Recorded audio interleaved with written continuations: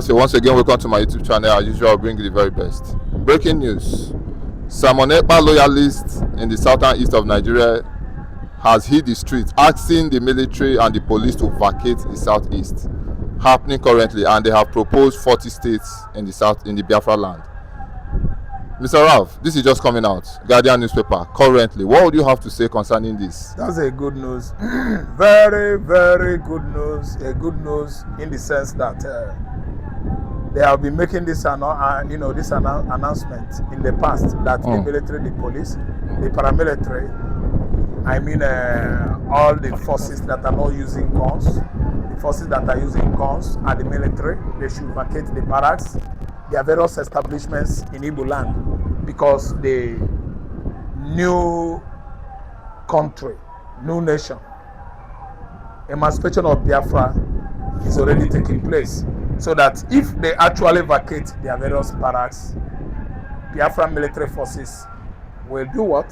Enter, occupy. We are going down to southeast, the entire Biafra military forces in diaspora to occupy the barracks. I don't know what to understand. Where Nigerian army preoccupied. Then again, the police establishments and institutions in Igbo land should be occupied by the Biafran police, security operatives. So it is not going to be something that will generate blood. And we have been telling Nigerian nation that our declaration of Biafra referendum is overdue. So why petting what is right to become wrong and the pampering what is wrong to become right? So it has been an instruction even since Orabeza has been harping on it that it is right time the military, Nigerian military should vacate Igbo land for Biafra to occupy.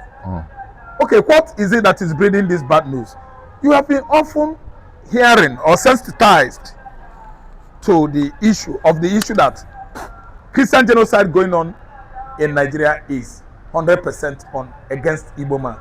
The Igbos are the tribe I know on the continent of Africa that have refused Islam right from onset. Though they are the oldest. If you go to the history of Africa, Igbos are the oldest tribe in Africa. Someone is saying Egypt. Egypt was there. They are the Carthaginians when the Hannibal and Carthaginians and the Romans were fighting over supremacy in the northern Africa, and they find out that those northern African countries were blacks in those days. They chased them down to southern River Nile, while their white counterparts occupy the entire northern Africa now, and they are all Europeans. I can name them: Algeria, Morocco, Egypt, Libya. What do you call these people again? Egypt, Libya, Tunisia. They are all European ethnicities. I'm telling you, if you observe their hair, their skins, the Igbo man is the oldest. We actually vacated Middle East many years before our Lord Jesus Christ.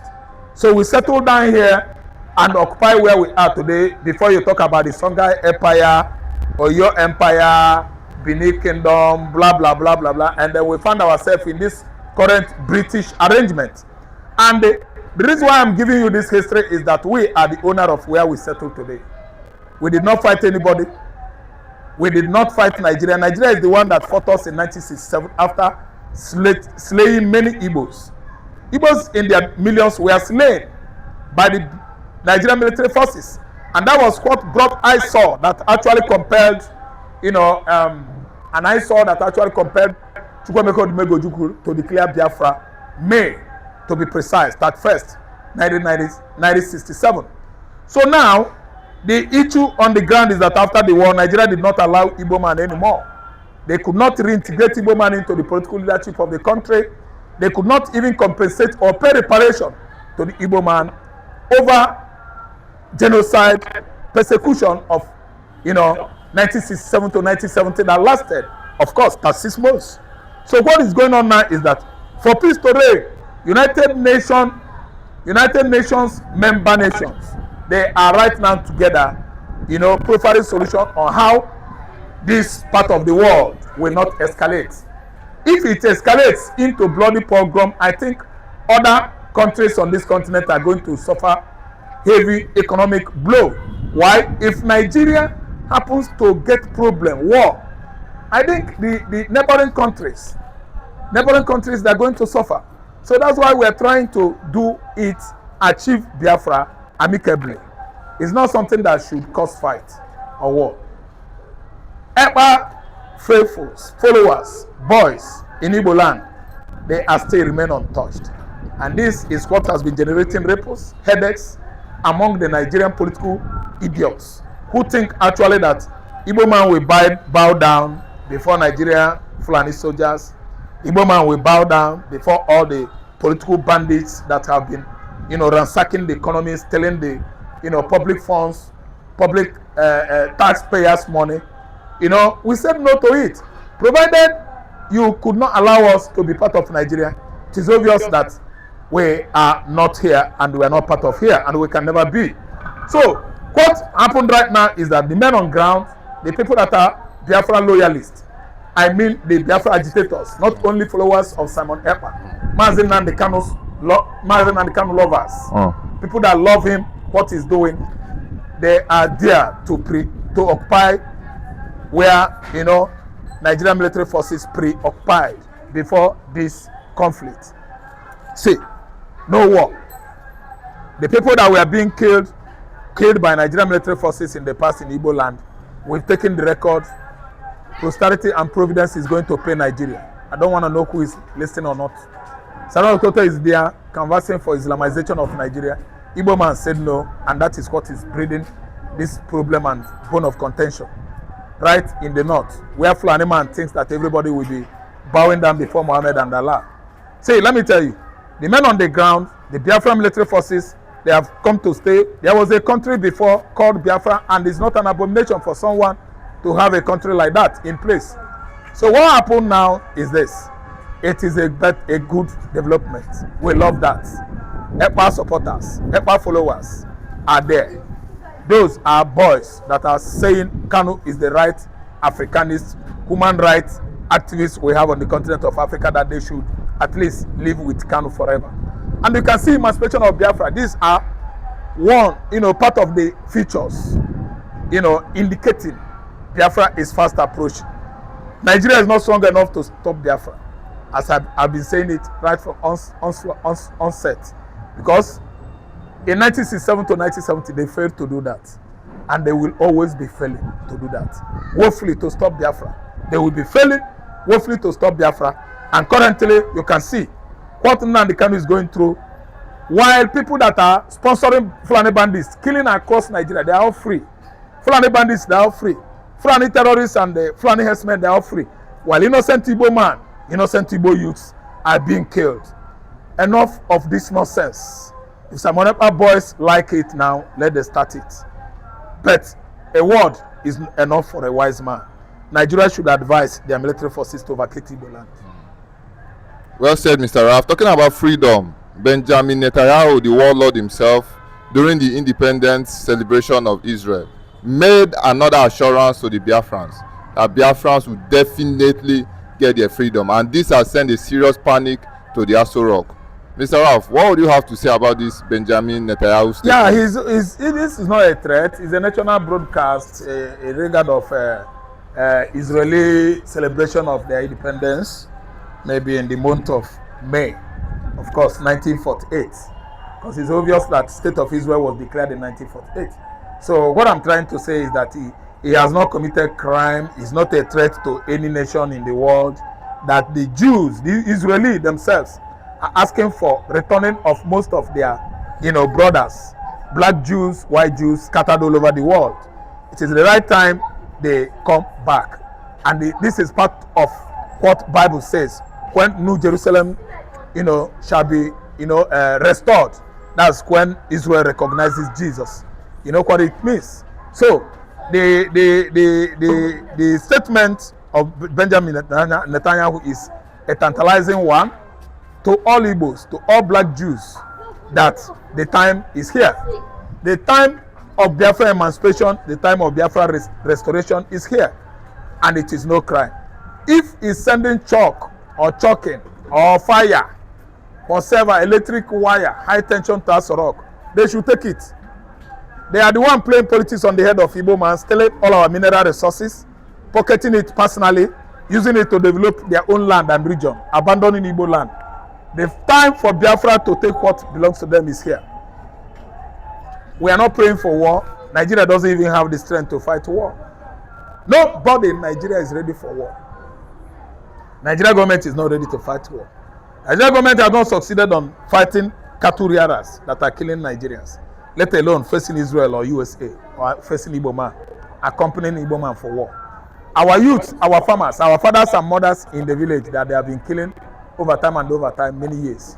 Enough of that rubbish. Enough of that rubbish, and it has come to an abrupt halt. It's not going to continue anymore. So what I'm saying is this: we are not going to fight. They should vacate Igbo land right now, and I'm telling you, it is a good news. Benjamin Netanyahu's statement is a welcome one by the entire Igbo communities, the entire Igbo, people in diaspora and in Biafra land. We are aware of our ancestral link, strong blood ties to the Jacob or Israel, as everybody knows them. We are part of them, they are part of us. So if Benjamin Netanyahu says that, it is not a crime. It is a welcome statement.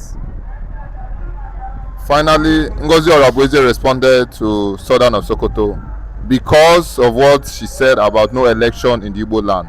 Now Southern replied her saying that she's not the president. Now Ngozi Orabweze has told him that you people should stay out of power for only 3 years and see if you're going to survive it. The Igbos have been out of power since over 50 years, and they have been independent and still a threat to you people that have been in power for years. What would you have to say about this coming out now? Igbos are out of power for, let me say, 60 good years, because from 1966 till now is 60 years. That was when our dear uncle, Thomas Omunnakwe, JT, John Thomas Omunnakwe Aguironsi, the man called Ironside, aka, was toppled in a bloody coup led by Theophilus Danjuma. He's still alive. Yakub Gowon, he still lives. And Ramat Morotola Mohammed, he died in 1976. These were the military officers that toppled Aguironsi and killed him. Since then, the Igbos were out of power. Look at the Fulani. Fulani did not witness power from 2023 to 2026. They are shouting, they want to die. Igbo man left power since, denied of power since 1966. 60 years now. Igbo man is waxing strong, building southwest economy, mid-belt economy, core-north economy, northeast economy, building southeastern economy, still looking further to help Ghana, live well. Economy of Ghana today, ask Ghana, is Igbo man. Go to Tanzania and question Tanzania and Zambia, is Igbo man. The Southern Africa is there, doing well, Igbo man is there. I'm telling you, only 36 months, denial of the Fulanis, power. Egunje,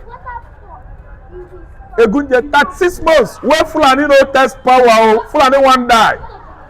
Fulani one go fight Tinubu because Tinubu no allow Fulani for 36 months. 3 years. Nigeria deny Igbo since 1966 till today. 60 years. Do you know how many months that makes 60 years? Oga, 60 years. Igbo man is still waxing strong, making money. No poverty in Anambra State. Let me assure you, I'm from Anambra. We no test power, we do on our own. Fulani man, only 3 years where Tinubu denied them power. Now Fulani man one die. Threatening Tinubu, threatening everybody. Carrying gun, enter church, they kill Christians. While Igbo man was denied of power since 1966 when they kill Ironsi. Oga Yoruba and the Fulani, they should stay on their own. Igbo man must go. If Yoruba want to stay with Fulani, live in Nigeria, good. We are not living with them. We are going. Biafra must go. That is the point. We are going. Come court me. Let's go to court. As I'm talking on camera, carry me go Abuja High Court. I will tell Tinubu, tell Malami, tell Arufai in jail where he is. Attorney General of Federation, waiting be that in them. Arimowolo, that Yoruba, all this group of James Omotocho, we no law, we go they talk nonsense in the court. I will tell them in their face, Igbo man denied of political leadership. They don't steal anything from Central. Today, Igbo man is waxing strong economically. Lowest in poverty rating in Nigeria, even not across West Africa and Africa at large. So, Saddam Hussein should go and prepare himself well. Biafra is going, come what may. Or Abueze, Ngozi Dr. Abueze responded too well. Statement made by Benjamin Netanyahu in that regard of Biafra, emancipation. Benjamin Netanyahu is a role model in Biafra restoration. What about Dr. Donald Trump, Mr. Truth, the President of the United States of America, one of the erudite, champion of Biafra restoration. One of the erudite champions of Biafra restoration is Donald Trump, that occupies the office of White House currently. And come what may, Saddam Hussein must, I said MUST, abide by the international law, or else. Fulanis, they are the most the cowardliest tribe in Africa. They perpetrate acts of arsonism, acts of cowardice, and acts of terrorism across Africa. They cannot come face to face. They move by night, annihilating, decimating, neutralizing, unaliving, demising people, innocent villagers, community peoples across Nigeria. All these are criminal activities of cowards. We are Igbos, more brave, more emboldened, more bold than the Fulani nationality. Saddam Hussein should take his time. He has failed on his Islamization agenda. Pull him and all terror sponsors in the north, east, northwest, north, entire northern Nigeria. So, Mr. Raf, finally, let's end it. The northern elites have told the Biafrans to relax, that their brother Peter Obi will be the next president of Nigeria. No. Don't ask me for further. Obi would have been. Thank you.